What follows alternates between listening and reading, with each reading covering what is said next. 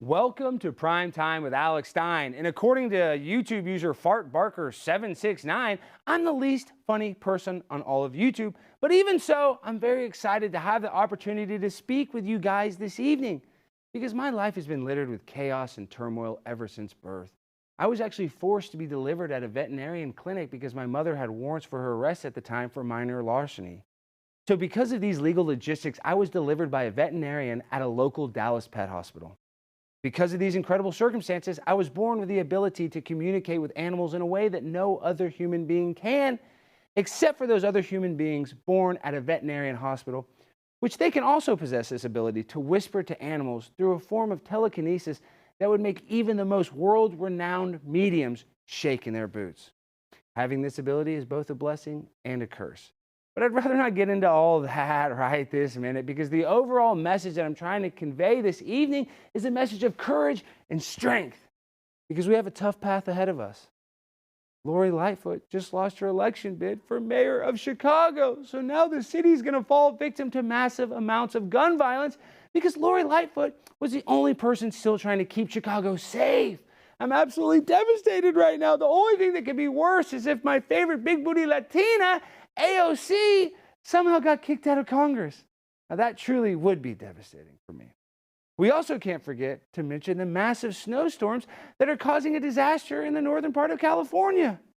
If we could just get rid of all these diesel and gas engines, then we could actually reverse the climate damage we have caused, and then maybe Los Angeles wouldn't get all this global warming snow. Because obviously, we are heating things up like a freaking microwave at a truck stop. If LA is having snowfall, we must all move to metropolitan cities without cars because our greenhouse gas emissions are getting out of control.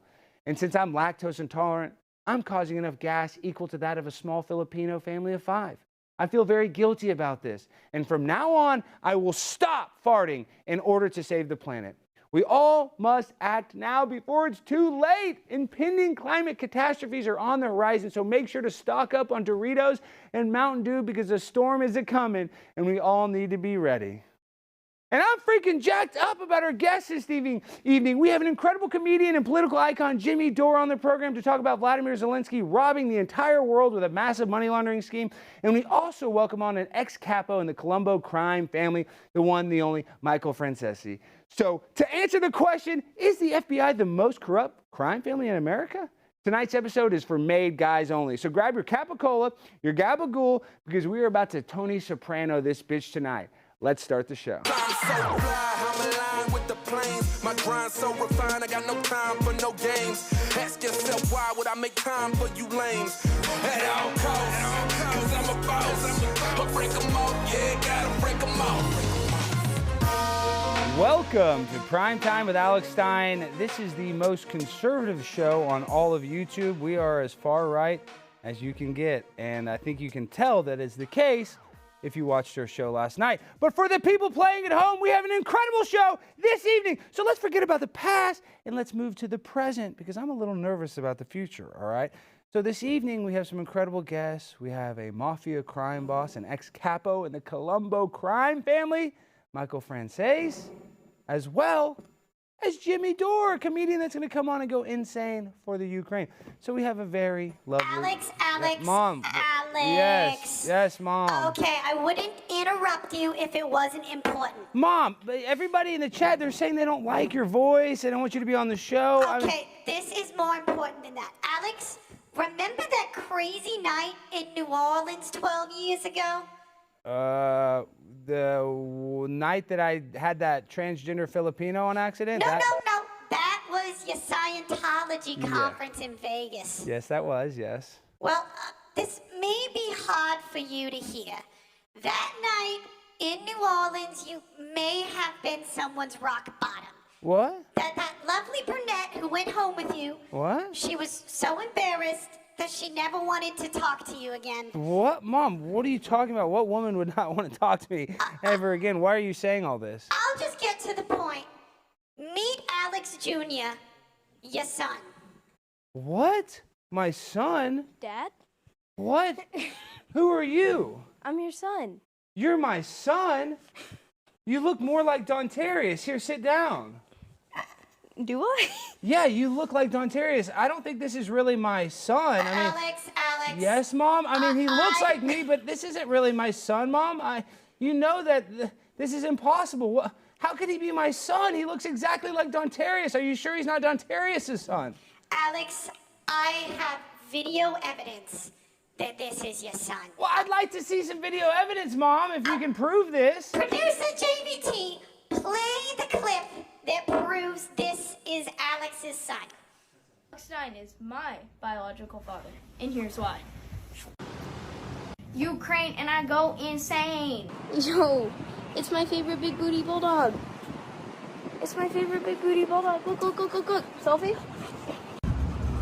Hot, hot, hot like a tamale. Got my mask, got my McDonald's. Picture of health. My body, my choice. Are you also in favor of vaccine? This is me. I made it. Woo! Know what I think about this sign? It says crap.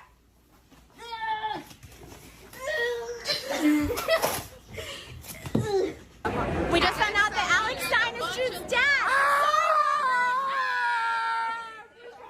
Child support. I don't have any money. I can't afford it. Tucker Carlson's his grandpa. Yeah, Tucker Carlson is his grandmother, so that is good. So that's contact good. Tucker for child support. Baby Alex, I'm so sorry. You are my son. I love you.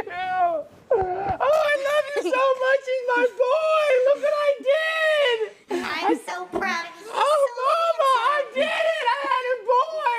And you know, this is a big deal because ever since my genitals got injured in that fire, I can't have kids. Oh, my God, thank you.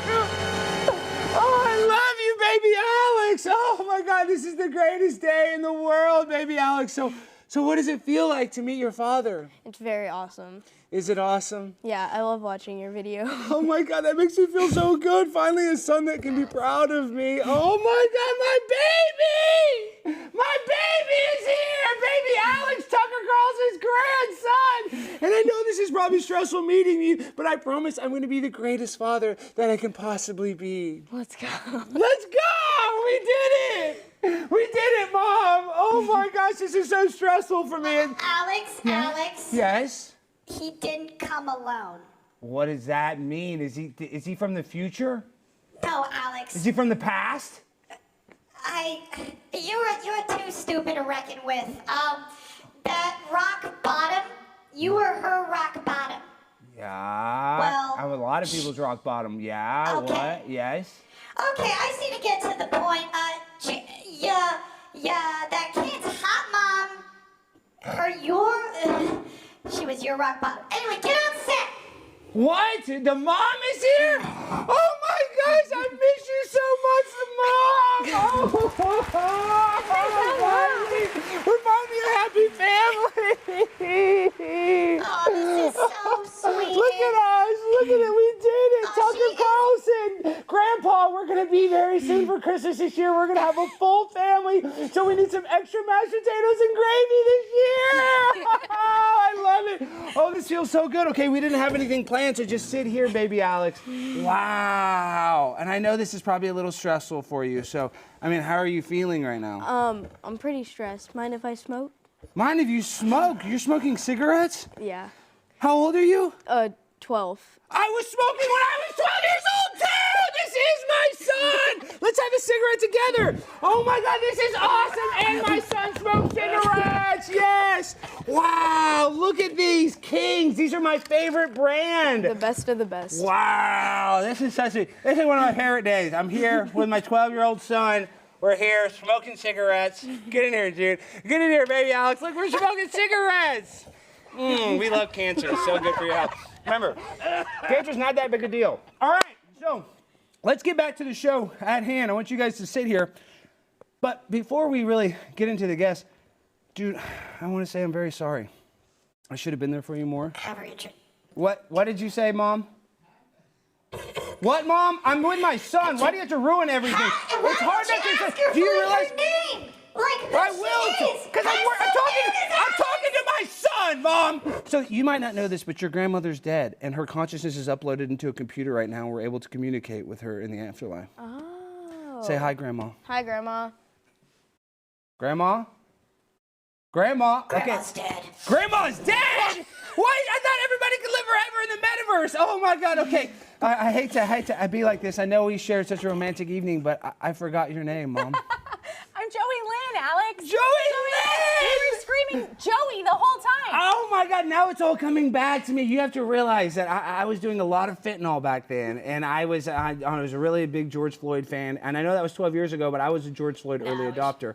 So I just want to say I apologize for not being here, but tonight I'm going to make it up to you. So are you going to stay on the show, and will you be my guest? Yes. Will you hold my hand? This is how we do it, guys. Can we all hold hands real quick? We're a JoeyLynn. happy family. This is what a happy family looks like. But unfortunately for the people playing at home, this family is being persecuted unfairly. So JoeyLynn, will you tell them what's happening to our family? Yeah, so Alex, we all are getting sued under the Ku Klux Klan law. Yes, and what people don't realize is this old Ku Klux Klan law was meant to punish people for intimidation. Right. So why are they saying that you intimidated somebody? Yeah, so real talk, we're getting sued in federal court under the Ku Klux Klan law by White House officials and Democrat politicians like Wendy Davis for flying Trump flags next to the Biden bus, saying that by banding together on a public highway with Trump flags, that suppresses black people from voting, and it needs to be held accountable. Yeah, because that's what it is. If you intimidate somebody from going to an official vote or an official meeting, that can be considered a Ku Klux Klan law, which is a joke, guys. We need to protect. Yeah. We need to protect JoeyLynn and my son, baby Alex. His biological name is Jude. We're going to change that to Dontarius Jr., but we'll talk. We'll handle that after the show. What I'm saying is that, JoeyLynn, the people can actually support you and help you with your court case right now. So tell them, though, Wendy Davis was a woman who ran for ran for governor of Texas. She's a liberal freak.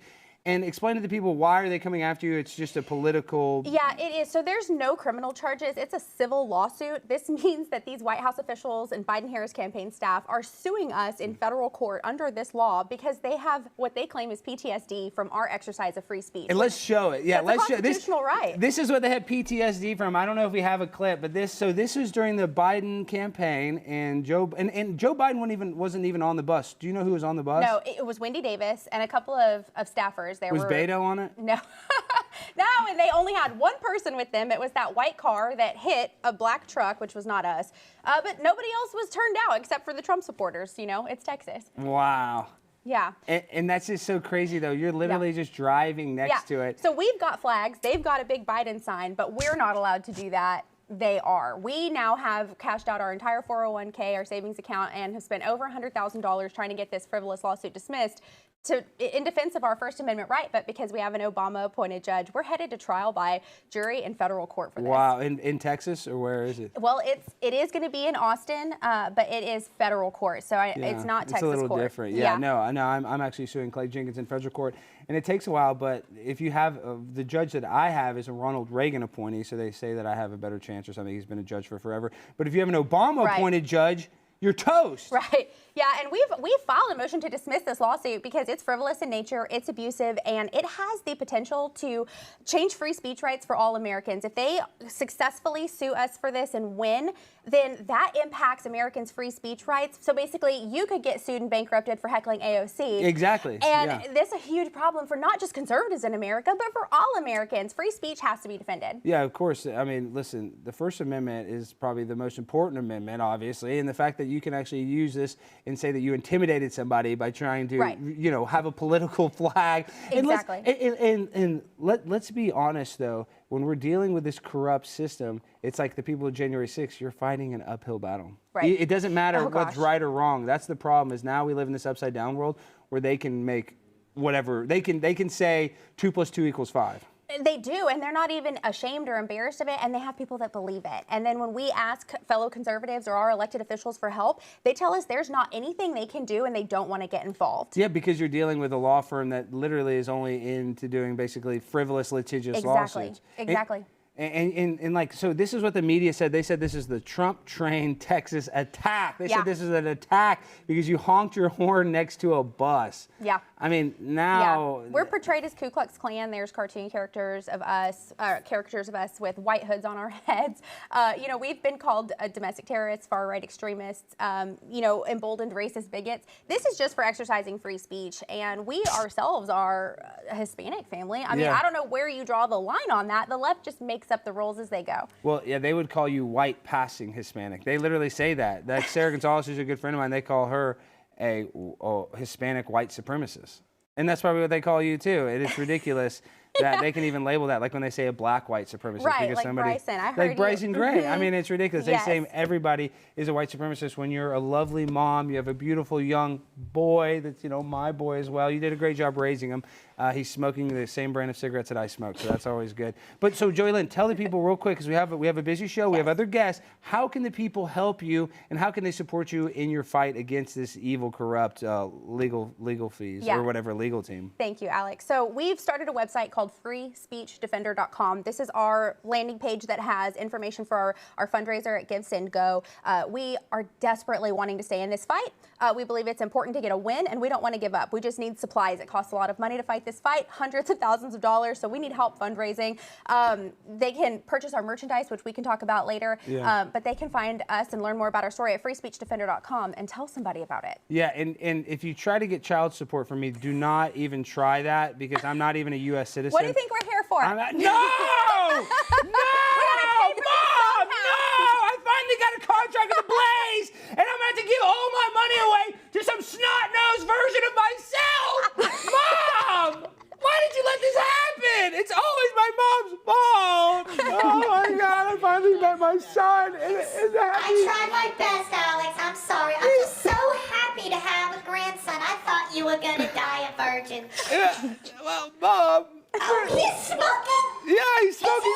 You're letting your son smoke? Yes, Mom. He smokes the same cigarettes I smoked. Quit being such a prude and chillax, Mom. Oh, my gosh. I'm going back to the metaverse. Yeah, do they not have cigarettes in the metaverse, Mom? Go smoke some of those and chill out, all right? We got to get back to the show, okay?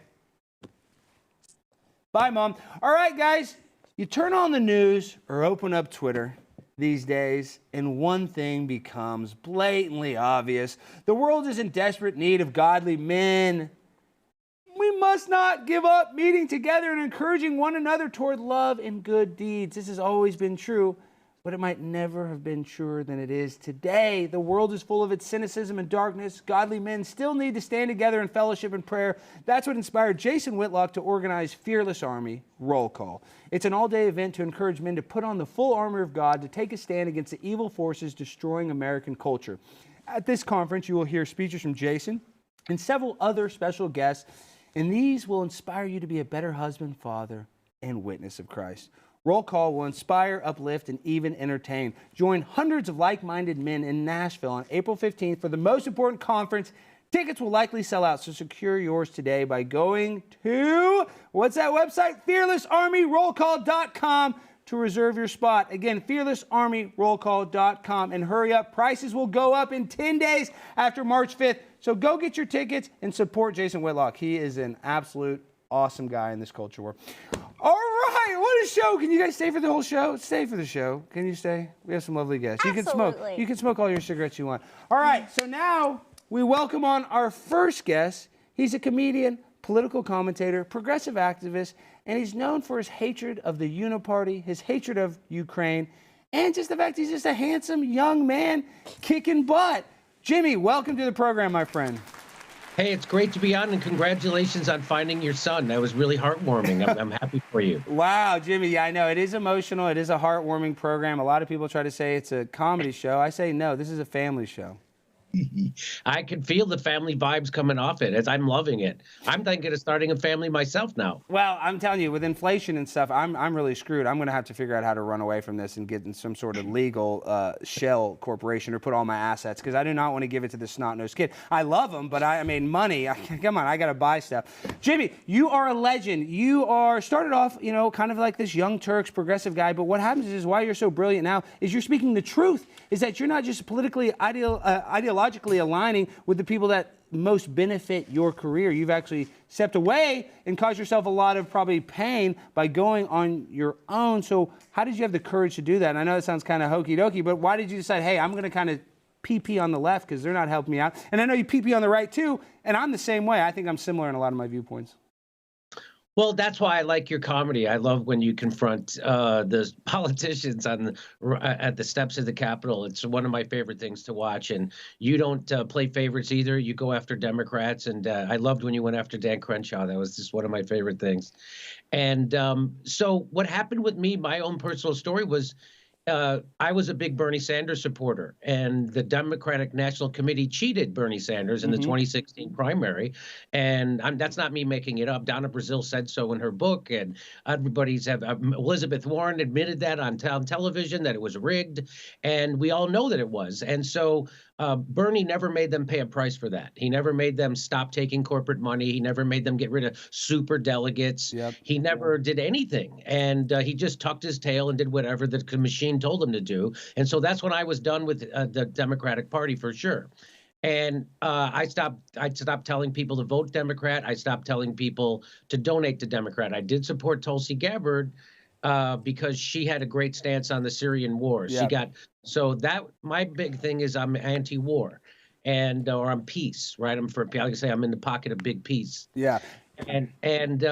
So that's why I had such an affinity for Tulsi, because she took people forget the reason why the Democrats hate Tulsi. It was one, because she to endorse Bernie Sanders, which was, you're not allowed to do that. And she stepped down as the vice chair of the Democratic National Committee to do so. And then she told the truth about Syria, which led everybody to start calling her a Russian and a traitor and an Assadist and some stuff like that. And she's still an active officer in the U.S. military. And so that just goes to show you, remember when they all went nuts when Trump disrespected the Gold Star family? Oh, you can't do that. They do it with the person who's currently serving in those garbage wars that they concocted. So this idea that there's some party that's more moral than the other, or that there's a politician that's more moral than Donald Trump, is not real.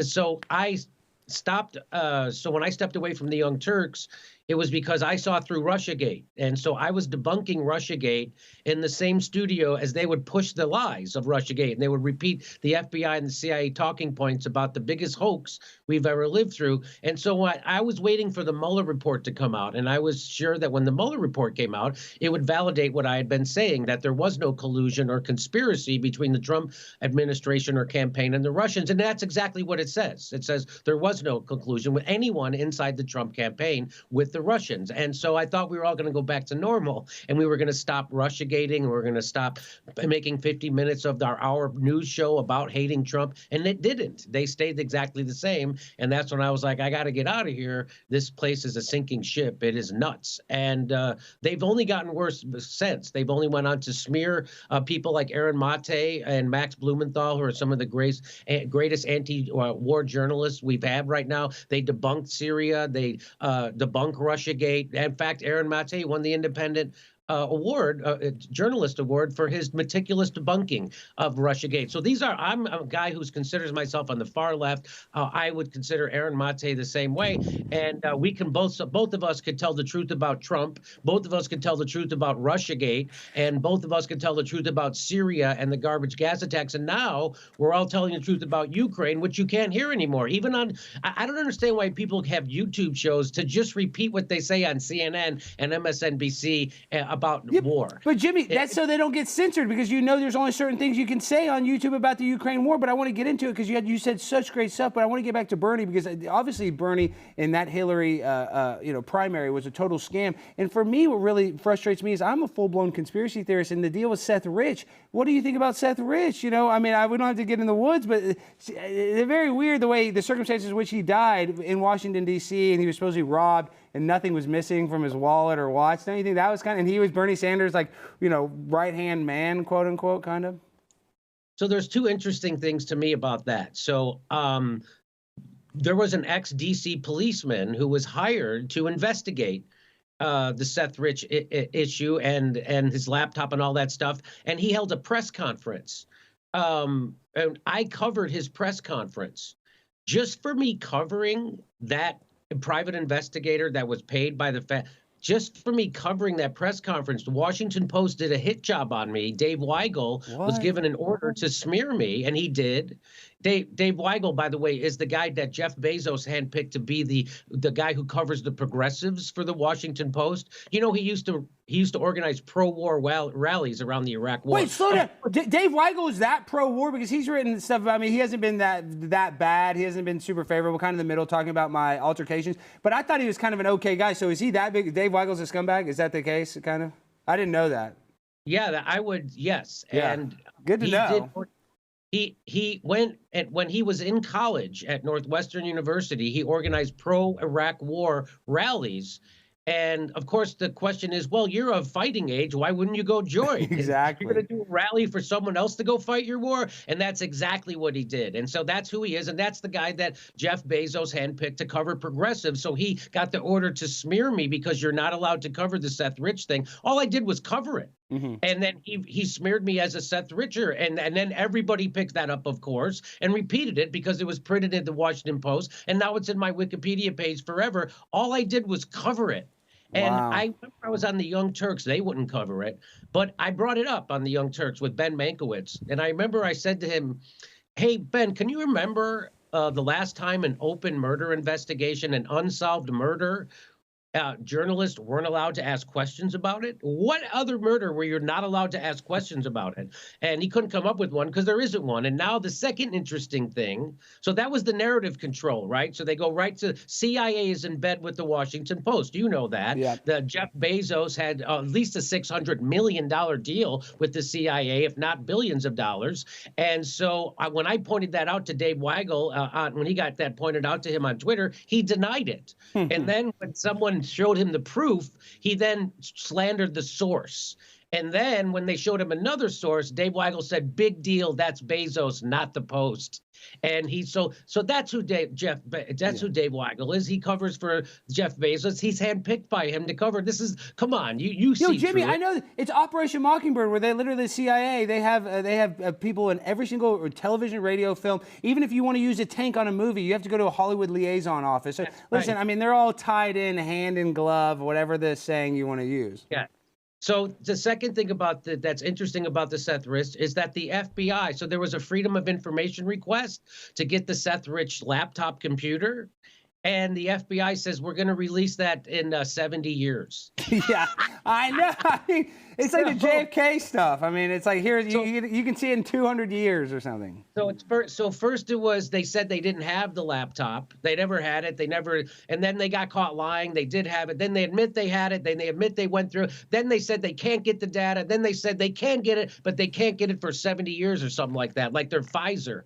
You know, the FBI is Pfizer. Their vaccine trial data. They're not going to release it for 75. So immediately when you hear that, there's a lot there to the Seth Rich story, because why else would they be covering it up like this? But of course, nobody else in mainstream media is going to say that or cover it. I've already been smeared by it. So I'm going to ask questions that no one else is going to have the guts to ask, because I don't want a job that gets funded by the CIA, that gets money from the CIA. I don't want that job. I don't need a job in corporate America. I have my own, I don't need anybody else to give me a job. And that's what messes them up, is that I don't need a job, so I can't get canceled, and they can't get me fired, and they can't get me to apologize for stuff I didn't do, which I never will. So that's why I am who I am. And that's the story of Seth Rich. And now you know the rest of the story. And you know that Jeff Bezos on the Washington Post is in bed with the CIA, not just like friendly, to the tunes of hundreds of millions of dollars from the CIA directly to Jeff Bezos.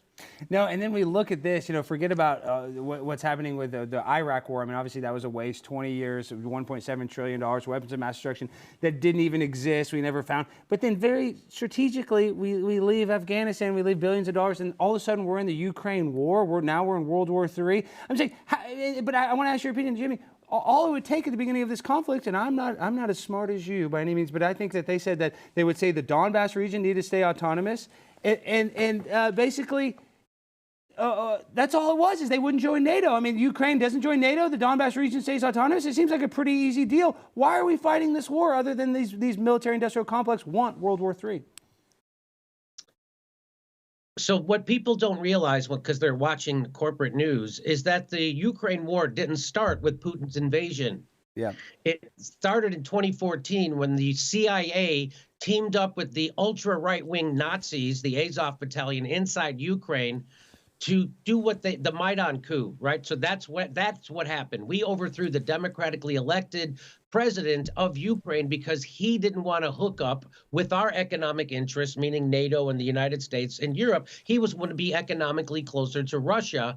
And so they didn't want that. And so we then, the CIA, got in bed with the Nazis, overthrew the government. So now the people who live in the eastern part of Ukraine, which is the Russian-speaking Donbass, they didn't want to go along with a coup government. Mm-hmm. So what happened was that the Ukraine, they wanted to break away and start their own thing. And so the Ukraine government started shelling them, which has meant the Azov Battalion, the Nazis, started shelling the Donbass people, the Russian speakers. And then they have a thing called the Minsk Agreements, which is they were supposed to stop shelling the Donbass. The Donbass was supposed to have some form of independence with their own elections. And everybody agreed to that. And Germany and France was going to enforce it, except Ukraine never stopped shelling the Donbass. In fact, they killed 14,000 to 16,000 Russian speakers in the Donbass from 2014 until when Putin and then they ramped up the bombing. So they don't, what people don't realize is that Ukraine and Zelensky, who ran on a peace platform, he got 71% of the vote saying that I'm going to bring peace to this and bring everybody back together. And then, of course, the Nazis and the CIA said, if you do that, we'll kill you. In fact, I can quote, he said, we're going to hang him from a tree.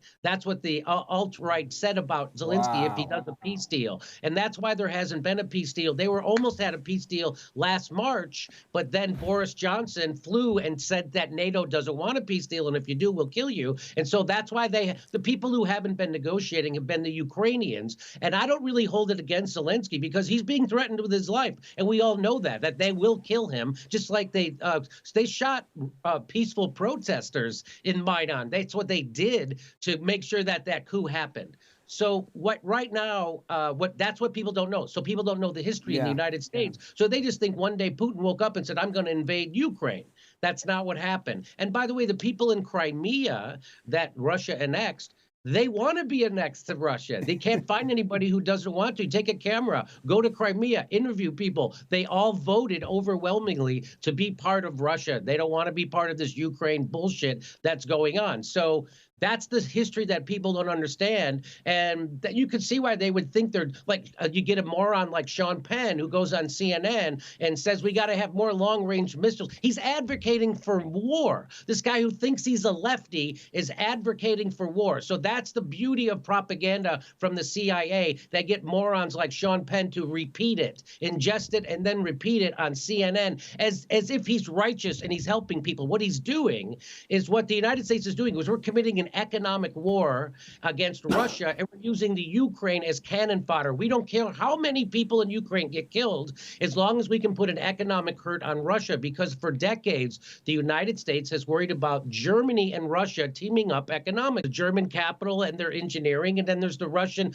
manpower and their natural resources. And we've always been afraid of those two things coming together. That's why the United States blew up the Nord Stream pipeline. That was going to give cheap gas flowing freely from Russia to Germany and then to the rest of Europe. And so they had to blow that up, and they did it. Now, the big question is, when is the rest of Europe going to stop going along with this NATO hegemony and the United States? Right now, Germany, there's been big protests, 40,000 people showing up against them funding the war in Ukraine. And so I think the tide is starting to turn inside Europe because they're starting to feel the economic pain from this war, and not just Russia. By the way, Russia's becoming stronger because of this. They're now going to team up with China, and now we're wrecking the petrodollar. And if people don't know what that means our entire economy is going to take a hit. And Joe Biden and the Democrats are doing this because they don't care what happens. All they care about is what their donors want. What their donors want is more war. They just got $100 billion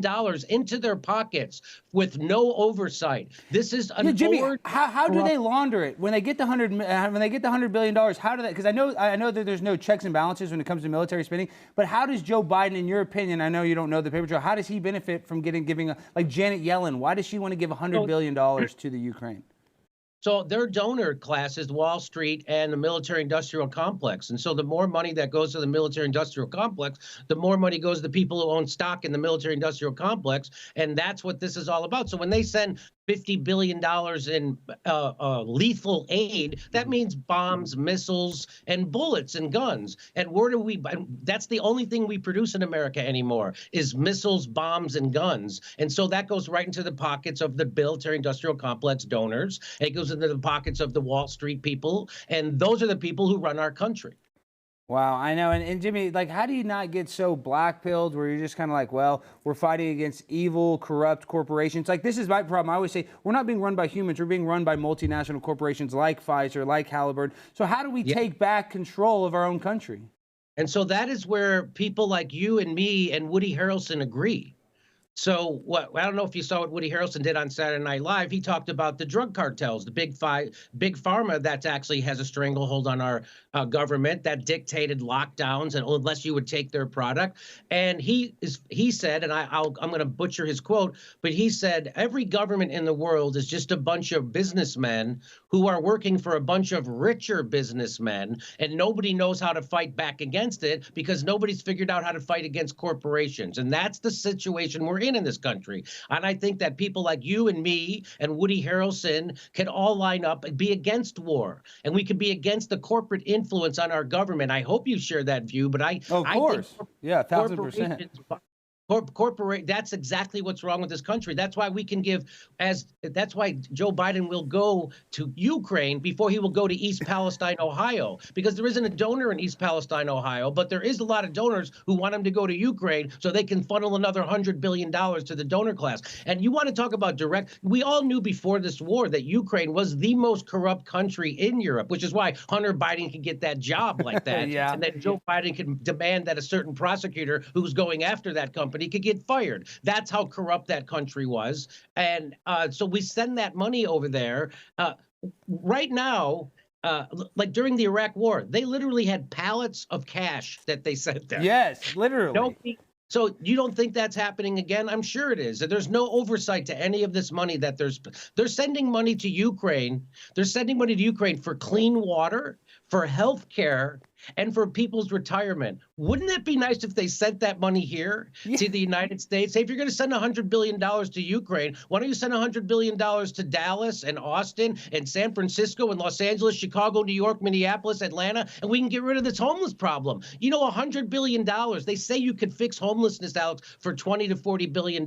So for that money, $100 billion, we could have ended homelessness, started it again, then said we were just kidding and ended it again. That's how much money $100 billion is. But they won't, because corruption is the only thing that greases the wheels of our government now. It only moves in the way of corruption. And if you don't have corruption greasing the wheels of our bought government, you're not going to get anything done, which is why we still don't have health care. Half the country is poor or low income. 50% of wage earners earn $30,000 or less, and 80% of workers live paycheck to paycheck because we've taken the most profitable, richest country the face of the earth has ever seen, and we rendered half of our population poor or low income. Why? Because we're ruled by corporations and we don't actually live in a democracy. People say that democracy was stolen on January 6th. Your democracy was stolen decades ago by corporations, and nobody gives a crap about that. When are you going to get upset about your real coup that took part in your government? You're going to get upset about a psyop committed by the FBI and a bunch of yahoos in pajama bottoms and buffalo helmets who didn't even have guns, who stole a podium and didn't know what to do after that, so they took selfies with the cops and went home. That is not a coup. People taking a dump in Nancy Pelosi's office, that's a poo, not a coup,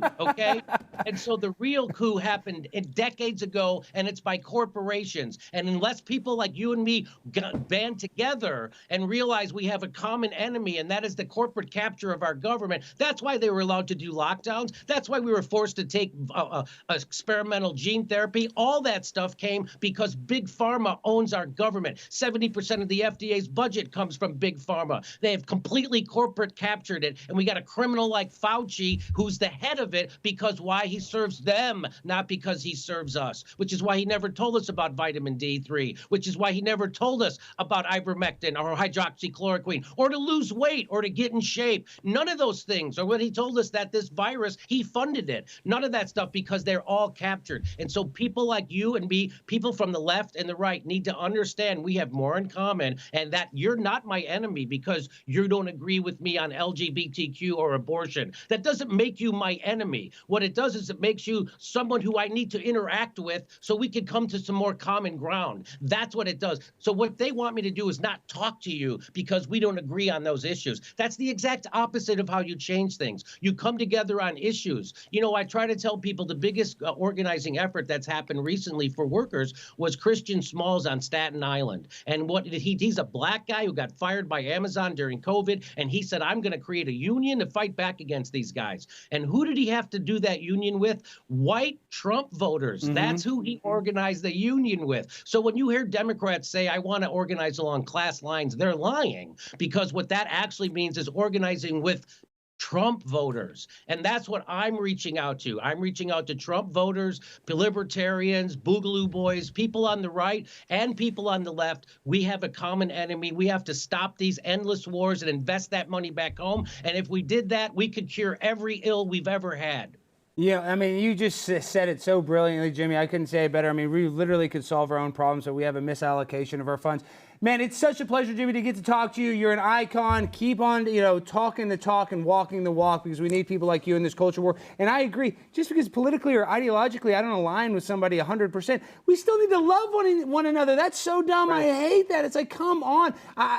I want to like you for you, or I want to judge you on the content of your character, not the color of your skin. Like, we want to, the most racist thing we do is to judge people by preconceived notions. And I hate that. And that's why we need to come together. And you're doing that better than anybody, Jimmy. So thank you for, doing the hard work, my friend. Well, I appreciate it, Alex. And just, don't you think they could have taken just a few dollars out of that $100 billion to Ukraine to buy a dog that would lead Joe Biden off the stage when he's done with the speech? No, seriously, that's what they need. I mean, just a couple extra bucks to get him some new Depends. Or I mean, dude, he's falling down the staircase. Get him a escalator on Air Force One. All right, I love you, Jimmy. Thank you so much. Have a good evening, my friend. Talk to you soon.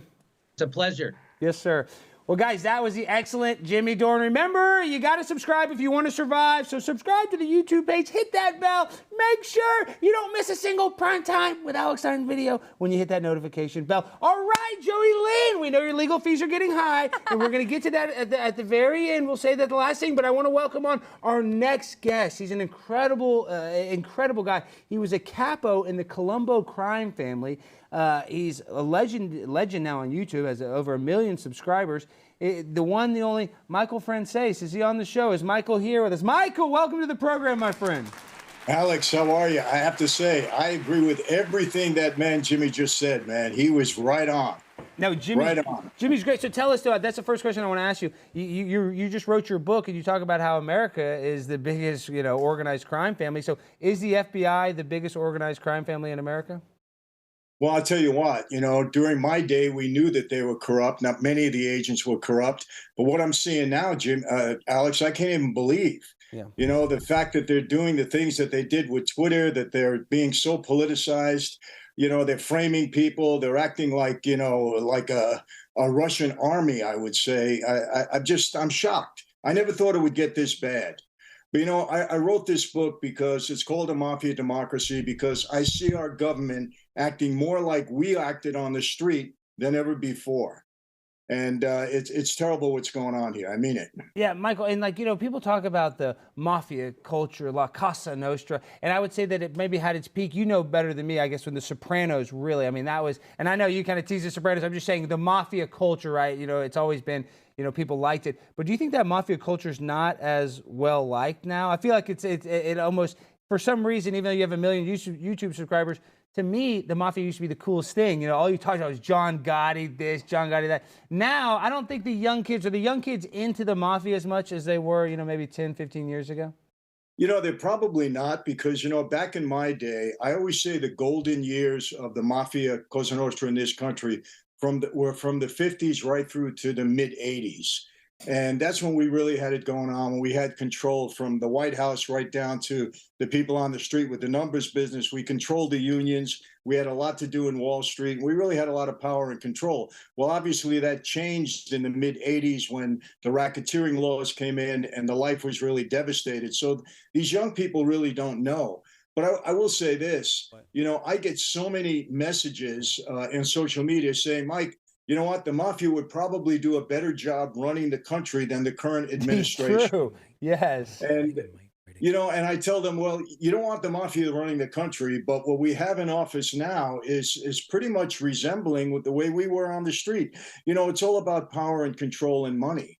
And the way this government operates, it's all about power and control. And it's very frightening. And I try to tell people, when you give the government an inch, they want to take a yard and they never give it back.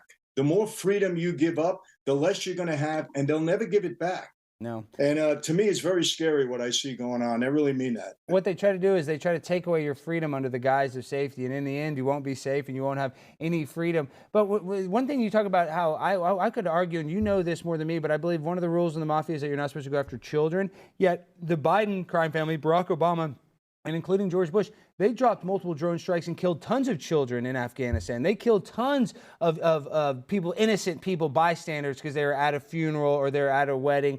So when you see our police force, military force, world police force, I like to call the military, is that more repugnant than what some of mafia hitmen would do? Well, listen, we had a rule, a hard, fast rule. You didn't go after women and children at all. And, you know, one of the things I want to bring up is what's going on at the southern border with this fentanyl epidemic is absolutely something I can't understand, Alex. When you're in an administration, you're a president in charge of the welfare of the country, that people put you in a position of trust to really watch over them, to protect them. And you see what's going on the southern border, and you allow this fentanyl to keep coming into our country, all these opioids. We know what's happening. We know where it's coming. I spoke to 850 Border Patrol agents in the state of state of Texas just a couple of months back. And what they told me was frightening. They're not getting any help, number one, and they're not even getting 10% of the illegal drugs that are coming across this country. And fentanyl is poison. I mean, people that are dying from that, they're not even addicts. No. You know, I had somebody very close to me that took an Adderall that was laced with fentanyl, and he would drop dead within 5 minutes. Michael, I lost one of my best friends, a guy named Clark Gable. His grandfather was the actor Clark Gable from Gone with the Wind. He had a prescription for pain pills, ran out of them, bought some pain pills on the street, what he thought were pain pills, had fentanyl in it, and he died instantly, and he had a huge tolerance. I'm saying he was prescribed the drugs before. So he wasn't just some, 13-year-old kid stealing from his mom's bag. Like, he was an adult, grown man. He took one dose, one pill or whatever, how much ever he took, and just woke up dead, literally died. So this is killing people that are experienced drug users. It's not like heroin. It's not like cocaine. This is some new super drug that is literally meant to kill people. But the Mexican cartel, I would say that whatever mafia power that you guys had in the 80s and 90s, now that Mexican cartel must have that power. Do you think that's the case, Michael? Absolutely. And my question is, if you're the president of the United States, if you're the in charge of the border, how could you, in good conscience, in good faith, allow this to happen? We had 100,000 people die of opioid overdoses in the past year. If you know that's happening, what kind of human being are you? Guys on the street, Alex, wouldn't do this. No. I'm telling you, we would not do it. And yet this is happening, and I just can't understand it. To me, it's out of all the things that are going wrong in government, this might be the worst at this point in time, because we're murdering people. And we're letting it happen. Causing people get murdered. Yeah, I'm saying, and the government is letting it happen. I mean, I'm here in Texas, and they always play those videos, Michael, where it'll be Kamala Harris. They let a busload of people off in Kamala Harris's yard, and that's the biggest deal. I'm telling you, at Bachman Lake, where I walk, the park, every day there's a new bus where they let the people off. They have a backpack. They have on masks because they don't know the mask rule. And it's oftentimes little kids with like an adult guy. And you're like, that doesn't look like their dad. So we can talk about the fentanyl all day. That's terrible because it's killing rich people, poor people. It's all social classes, all races. But what's also disgusting is the sex trafficking. And I know you're familiar with this, but the children are the ones that are being sex trafficked. These aren't 40-year-old prostitutes. These are 12-year-old prostitutes. These are the most vulnerable kids. So what do you think about that? I mean, why would the government ever be okay with something like that, having sex trafficking at our border? You know, I have to say this. You know, when I was on the street, Machiavelli, in the book The Prince, you know, he was the Italian statesman, wrote the treatise The Prince, where he told the prince how to maintain control of his kingdom.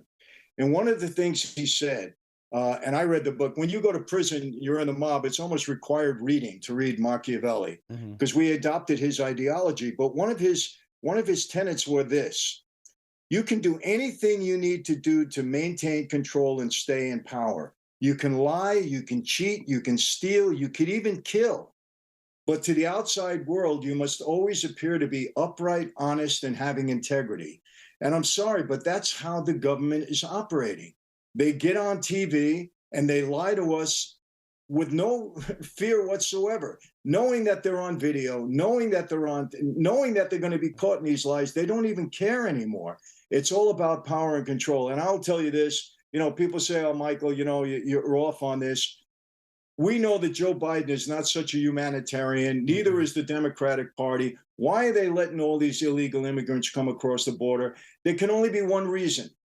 They're creating a voting bloc to keep them in power. Now, people say, oh, come on, that's insane. No, it's not. Because at one point in time, they're trying to get these immigrants to be able to vote without being citizens. And at one point in time, what do? They send their minions out and they say, hey, you either vote Democrat because we brought you here. If you vote anywhere else, they're going to send you back. That's the only reason that makes sense. Why would they be doing this? Yeah, it's not humanitarian aid like they try to say. Okay, two things is that we're running out of time. Guys, Michael, I could talk to you all day. You know, obviously, you know, I know everybody wants to have you on their show, but real quick, I want to find out, you know, I've confronted Dan Crenshaw, I've confronted AOC. Is it possible that a congresswoman or congressman could ever put out a hit on somebody? Should I ever live in fear of AOC putting a hit on me for calling her a big booty Latina?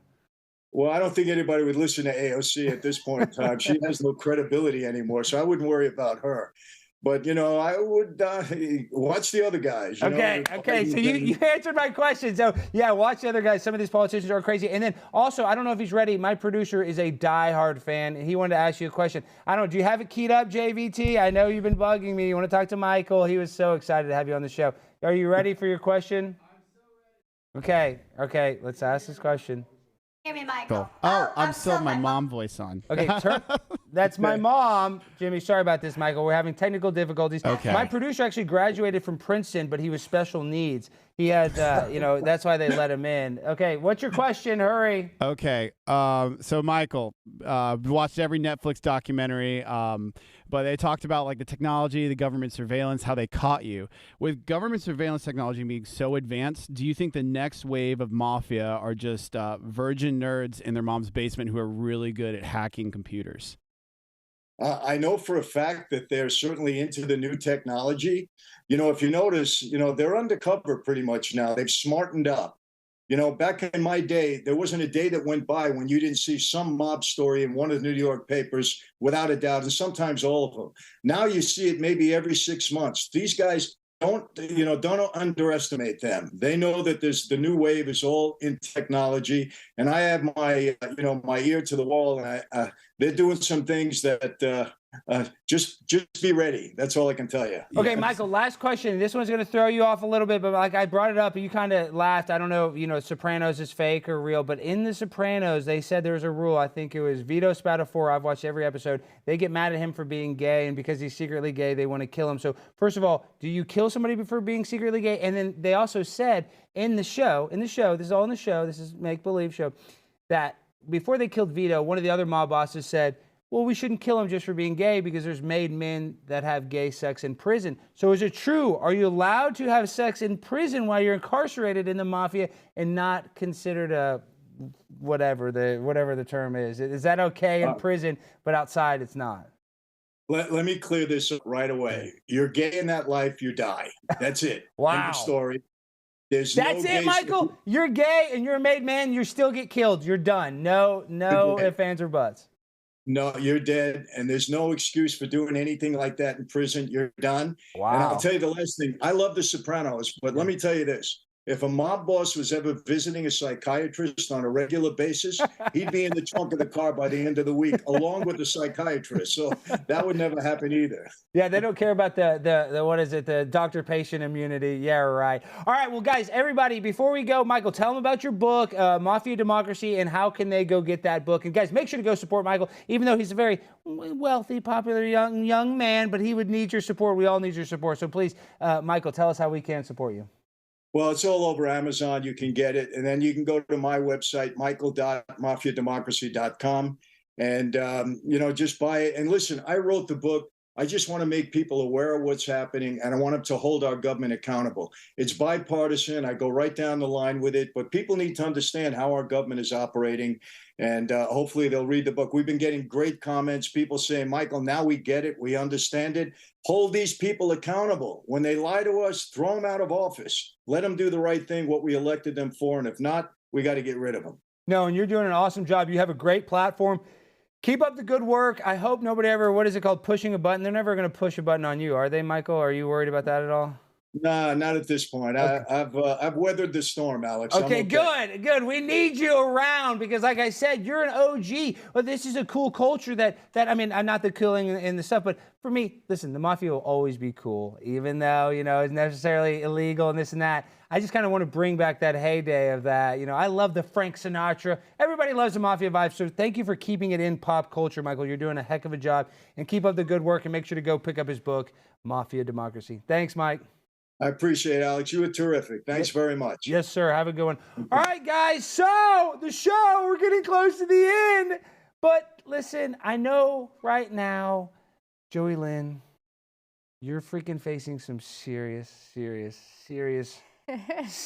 legal bills. Yeah. So all joking aside, right? Like, I think when my son made that video, we were really looking for a creative way to get somebody's attention. It was a cry for help. We have been trying to get this story out for almost 3 years, and we love watching your stuff. It entertains us. It makes us laugh, especially in a stressful season that we're all experiencing in America, and us especially with this lawsuit. And so it was like, wow, what if we could get his attention, right? And my son was such a great sport. It was his idea. He had the whole thing planned out, and it worked. You had mercy on us, and I'm so grateful that you brought us on so we could tell our story. But the reality is that what you and Michael were discussing, where they, under the guise of protecting people, they take our freedoms away, being these saviors, right? They are saying that they're fighting voter intimidation by suing us in federal court under the Ku Klux Klan law for exercising free speech. They're going to take our freedoms to free speech away, and they're dismantling our Constitution. And it's incredibly important we have the resources to fight back, to defend free speech for all Americans. And so, I really appreciate that you took the time to have us on your show, because we have not had a voice in this. And it's extremely exhausting to have very little resources, to be a stay-at-home mom. My actual husband is a plumber back home. He wasn't able to come with us tonight. Guys, it doesn't get more blue collar than that. I'm saying her husband is an actual plumber. He works his butt off. And even if he makes okay money, because plumbers do, I'm just saying, you're not poor, you're not broke, but this lawsuit will make you broke. It doesn't matter how good of a job you have.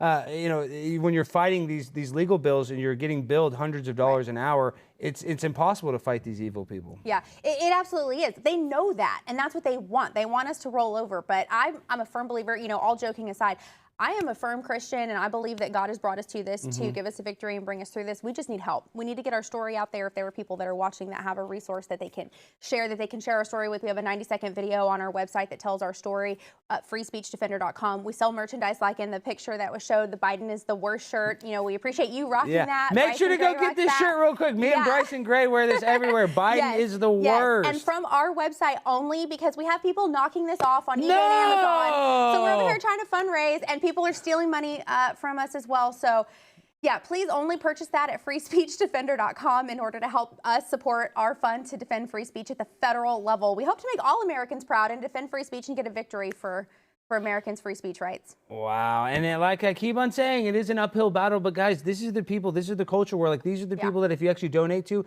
you're actually helping them. So come on, son, come here real quick before the show's over. The people want to see you.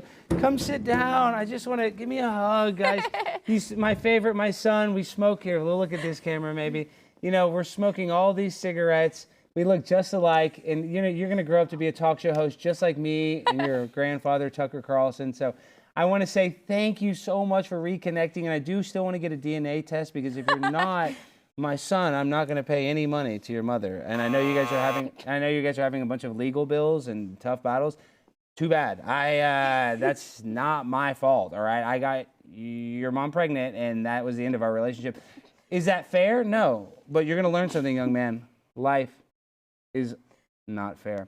All right, guys, we end the show the same way every night, baby Alex, with the finale freestyle. So, DJ, hit that beat.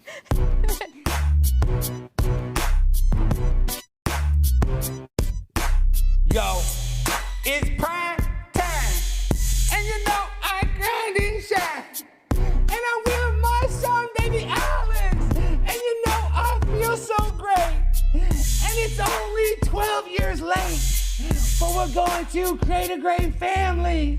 We're all together, baby, can't you see? We're going insane for the Ukraine, smoking cigarettes all day long. I'm so sorry that I slept with your mom. I should have worn protection. Please don't take all my money, baby Alex. I love you all. Tucker, we're going to see you soon for filing the lawsuit. Get the money from Tucker. Tucker has it. We love